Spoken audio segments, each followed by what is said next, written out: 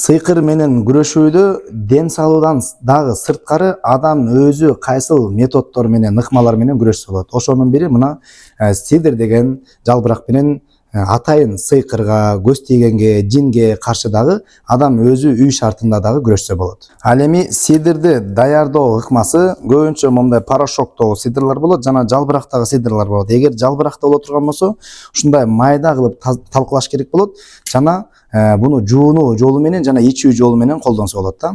Азыр биз жуунуу жолуна кандай кош керек экенин көрсөтүп беребиз. Кошкондо 7 жалбырак кошулат. Бир сууга, бир даярдалган сууга, балким 5 литр, балким 10 литр бир жууна турган суу кылып даярдайсыз дагы, ага 7 жалбырак кошосуз. Эми бул майдаланган болгондуктан бул бир жалбыракты 1 чай кашык эсебинде алабыз дагы. Анан ошого 7 жалбырактын көлөмүнчө болжолдоп туруп суудан аралаштырып кошосуздар. Буну аралаштырат. Жакшылап аралаштыргандан кийин гана анан буга дем салыш керек болот.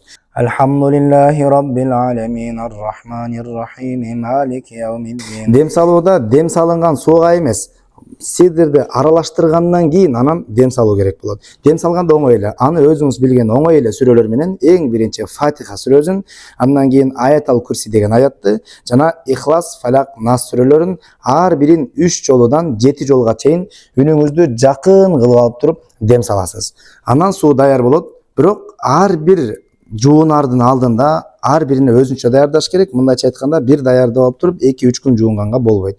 Болгондо ошо жуунардын алдындан ушул даярдалган суудан 7 уурттам ичип коесуз дагы калган сууга чайканасыз.